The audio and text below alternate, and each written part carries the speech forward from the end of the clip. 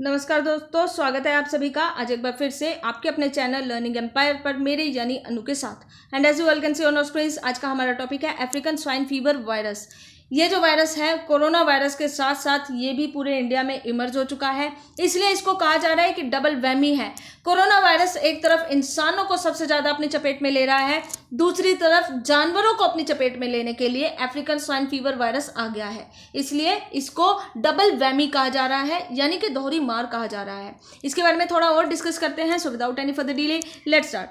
बात करते हैं कंटेंट की। कंटेंट ये है कि असम जो नॉर्थ ईस्ट इंडिया का एक इंपॉर्टेंट पार्ट है, यहाँ पर हजारों की संख्या में जानवर जो है इस बीमारी से प्रभावित हो गए हैं। आंकड़ों की अगर बात की जाए तो फरवरी 2020 से लेकर आज दिन तक 2906 से ज़्यादा जानवर इस बीमारी की वजह से मारे जा चुके हैं।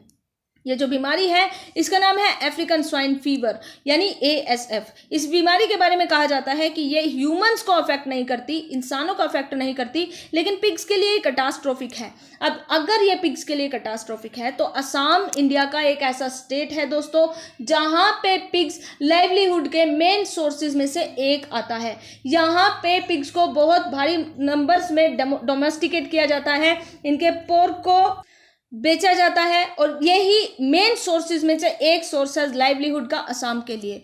तो अब आप ये इमेजिन कर सकते हैं दोस्तों, एक तो कोरोना वायरस की वजह से ऑलरेडी इकोनॉमिक स्लो डाउन चल रहा है, दूसरी तरफ अगर ये बीमारी और आ जाए और असम के जितने भी पिग्स हैं उनको बुरी तरीके से अफेक्ट करने लगे, उनको इन्फेक्ट करने लगे, मारने लगे, तो असम के लोगों की ज़िंदगी किस तरीके से कटेगी, बर्बादी की कगार पे आ जाएंगे। तो बहुत ज़्यादा भयानक वायरस है, बहुत ज़्यादा भयानक कंडीशन ये असम में क्रिएट कर सकता है।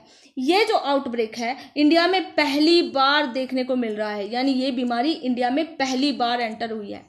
अब अगर इसी बीमारी के बारे में बात की जाए तो इसका अफ्रीका से क्या लिंक है, इसका नाम अफ्रीकन क्यों रखा है। ये जो वायरस है दोस्तों जिसका नाम अफ्रीकन स्वाइन फीवर वायरस है, ये जो वायरस है ये सब सहारन अफ्रीका में एंडेमिक है, यानी बेसिकली एंडेमिक कहाँ पे है, सब सहारन अफ्रीका में, इसलिए इसका नाम अफ्रीकन वायरस रखा गया है। वाइल्ड में ये कैसे एग्जिस्ट करता है, ये वाइल्ड में इन्फेक्शन के साइकिल की वजह से एग्जिस्ट करता है, और ये साइकिल टिक से वाइल्ड पिग में, बश पिग्स में, वॉर्थॉग्स में, इन सब में सर्कुलेट होता रहता है। इस वजह से ये जो वायरस है ये वाइल्ड में एग्जिस्ट करता रहता है। अगर इसी वायरस के बारे में बात की जाए तो ये large double stranded DNA virus है जो एस्पारविरिडेई फैमिली से बिलोंग करता है। अगर मैंने इसको गलत प्रोनाउंस किया तो आई बेग योर अपॉलॉजीज। ये जो फैमिली है एस्पारविरिडेई वायरस की फैमिली, ये एक ऐसी फैमिली है जो जिसमें प्राइमरीली इन्फेक्ट किसको किया जाता है, स्वाइन को यानी पिग्स को। इसी वजह से इस बीमारी का जन्म होता है जिसको अफ्रीकन स्वाइन फीवर बोला जाता है। ये जो वायरस है हेमोरेजिक फीवर कॉज करता है पिग्स में। अब अगर हेमोरेजिक फीवर की अगर मैं बात करूं तो बेसिकली 4 प्रकार के वायरस से ये फीवर होता है। पहला है इबोला, दूसरा है मार्बर्ग, तीसरा है लासा फीवर और फोर्थ है येलो फीवर वायरस। और इस बीमारी में जो सिम्टम्स हमें नज़र आते हैं वो ये है कि एक तो बहुत सारे शरीर के ऑर्गन्स काम करना बंद कर देते हैं, ब्लड वेसल्स ये डैमेज होने लगती हैं, और बॉडी की जो एबिलिटी होती है अपने आप को रेगुलेट करने की वो भी कहीं ना कहीं प्रभावित होने लगती है। और इन सभी की वजह से ये जो वायरस है हाई मोर्टालिटी रेट लेके आता है अपने साथ, जिस वजह से डोमेस्टिक पिग हो चाहे वाइल्ड पिग हो, हर कोई इस वायरस की चपेट में आके मोस्ट लाइकली या तो बहुत बुरी तरीके से बीमार हो जाता है या फिर मर जाता है। इस वायरस के कुछ ऐसे आइसोलेट्स हैं जो अगर किसी पिग में आ जाए तो वो पिग 1 हफ्ते के अंदर अंदर मर सकता है।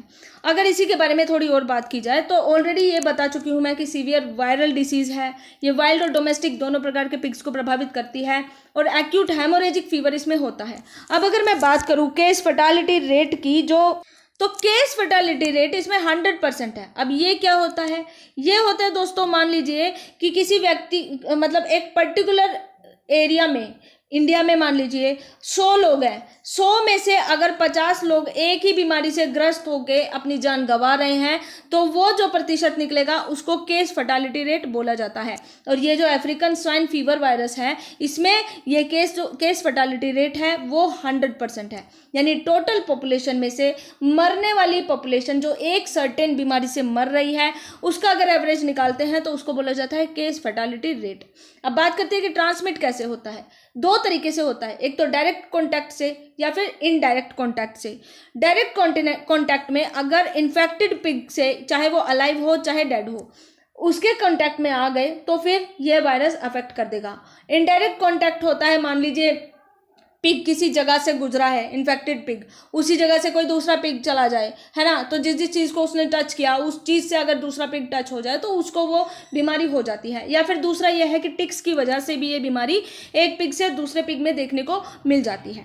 अब अगर इसके सिम्टम्स की बात की जाए तो ये जो डिसीज़ है ये सडन डेथ ऑफ पिग्स में देखी जा सकती है। सबसे बड़ा जो सिम्टम है वो यही है कि पिग्स अचानक से मरने लगते हैं।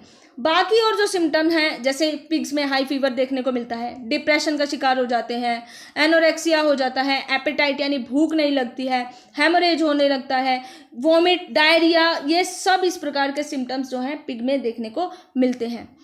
Determination of ASF is made through laboratory testing and it is differentiated from classical swine fever। यानी कि लैब टेस्टिंग के द्वारा ही ये पता लगाया जा सकता है कि ASF हुआ है या नहीं हुआ है।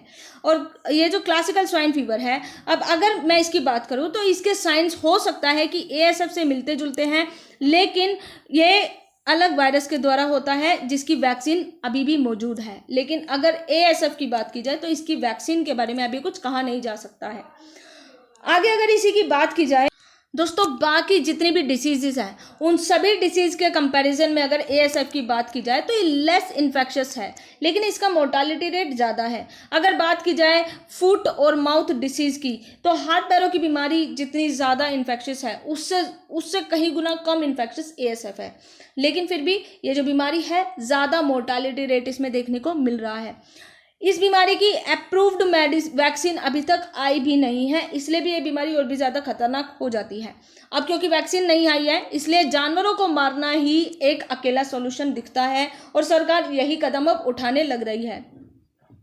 कल्ट क्या होता है, इन्फेक्टेड एनिमल्स को इकट्ठा करके एक जगह पे लाया जाए और उनको मार दिया जाए ताकि वो बीमारी जो है दूसरे एनिमल्स में ना पहुंचे।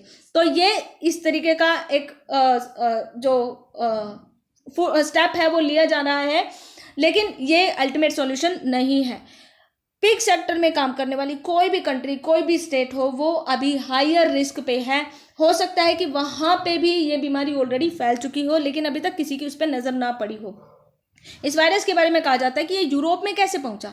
वेस्ट अफ्रीका से जब पुर्तगाल में पिग्स को इंट्रोड्यूस किया गया था तो उस वजह से यूरोप में 1957 में ये जो वायरस है ये पहुंच गया था। तो इस तरीके से अफ्रीका से यूरोप में ये पिग का वायरस जो है ये ट्रैवल कर चुका था।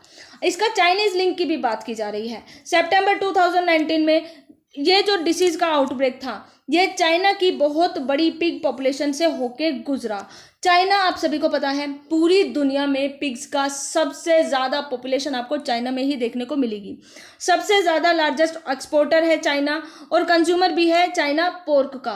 तो क्योंकि पोर्क यहाँ पे बहुत ज़्यादा इंपॉर्टेंस रखता है इसलिए पिग्स यहाँ पे बहुत ज़्यादा इंपॉर्टेंस रखते हैं। इसी वजह से जैसे ही ये डिसीज़, ये आउटब्रेक चाइना में देखने को मिलता है, पोर्क की जो कीमत है 50% तक ऊपर पहुंच जाती है चाइना में। इसका रिजल्ट यही है क्योंकि ये बीमारी जो है पिग्स को बहुत ज़्यादा प्रभावित कर रही है।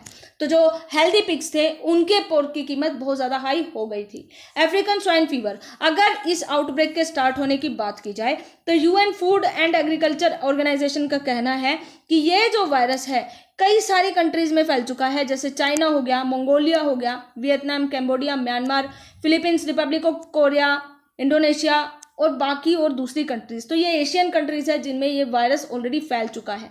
इंडिया भी इनमें एक है। चाइना की अगर मैं बात करूं तो 2018 में इसके केसेस कंफर्म हो गए थे। उसके बाद से 1 मिलियन पिग्स को अभी तक कल्ड किया जा चुका है। वियतनाम में ये जो वायरस है फरवरी 2019 में इसके केसेस कंफर्म हो गए थे। उसके बाद से 6 मिलियन पिग्स को कल्ड किया जा चुका है और 60 लाख पिग्स दोस्तों कल्ड किए जा चुके हैं अभी तक।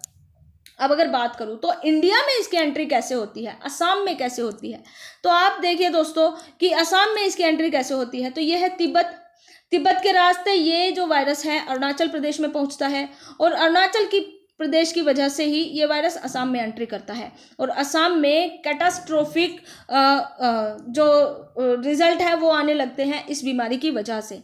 तो ये बीमारी है, इसके बारे में कहा जा रहा है कि ये इंडिया में तिब्बत से अरुणाचल प्रदेश और उसके बाद असम में पहुंचा था। असम आप सभी को पता है, पिग्स की हाईएस्ट पॉपुलेशन आपको इंडिया में असम में ही दिखाई देगी। ये वायरस वाइल्ड और डोमेस्टिक पिग्स दोनों के द्वारा ही कैरी किया जा सकता है। अब अगर इसी की और बात करें तो प्रॉब्लम क्या है। लेट जून में असम की गवर्नमेंट ने यह कहा था कि अब हम पिग्स के स्लॉटर पे बैन लगाते हैं, पोर्क के सेल पे बैन लगाते हैं, यानी पिग से रिलेटेड कोई कारोबार अब असम में नहीं होगा जब तक कि ये डिसीज इसको कंटेन ना किया जाए। पिग्स अब अरुणाचल प्रदेश की 2 डिस्ट्रिक्ट में भी पॉजिटिव पिग्स देखे जा रहे हैं, यानी कि असम ही नहीं अब अरुणाचल प्रदेश भी इसकी चपेट में आ चुका है। World organisation for animal health यानी WOAH वोआ के अकॉर्डिंग क्या है कि बिटवीन 2018-19 में ये इस डिसीज का spread was notified in 3 countries in Europe and 23 countries in Africa, यानी कि अफ्रीका में, यूरोप में, एशिया में ये वायरस जो है ऑलरेडी फैल चुका है। How is the Assam government planning to deal with the disease, यानी कि असम क्या क्या मेजर्स ले रही है इस डिसीज को कंटेन करने के लिए। सबसे पहली बात तो दोस्तों आप सभी को पता है, ये जो बीमारी है इसका कोई वैक्सीनेशन अभी तक आई नहीं है, इसलिए कलिंग यानी झुंड के झुंड में पिग्स को मारना ही एक अकेला ऑप्शन मिलता है। जो पिग्स मारे जाते हैं उनको डीपली यानी ज़मीन के अंदर बहुत गहराई में दफनाया जाता है और उनको सॉल्ट और ब्लीचिंग पाउडर के साथ दफनाया जाता है ताकि ये इन्फेक्शन बाकी पिग्स पे ना फैले। पिग्स फार्म के आसपास का जो 1 किलोमीटर का दायरा है उसको कंटेनमेंट जोन कंसीडर कर दिया गया है, यानी कि वहाँ पे अब आइसोलेशन की प्रक्रिया शुरू कर दी गई है। क्वारंटीन कर दिया गया है पिग्स को, एरिया क्लीन कर दिया गया है with disinfectant and the pigs are not let out. आप सभी को पता है ये सारा चीज़ तो कोरोना वायरस में भी हो रहा है और यही सेम चीज़ इस बीमारी में भी हो रहा है। जो इंसान के साथ हो रहा है यानी क्वारंटीन कर दिया गया है, डिसइंफेक्टेंट यूज़ किया जा रहा है, सेम चीज़ें पिग्स के साथ भी हो रही है। इंसान नहीं बचे, अब जानवरों का भी इस बीमारी ने नंबर लगा दिया है। All north eastern states should fight together since their borders are porous. तो ये जो नॉर्थ ईस्टर्न स्टेट्स हैं इन सभी को एक साथ आके इस बीमारी को कंटेन करने में हेल्प करनी होगी, वरना देखते ही देखते ये बीमारी पूरे भारत में फैल जाएगी।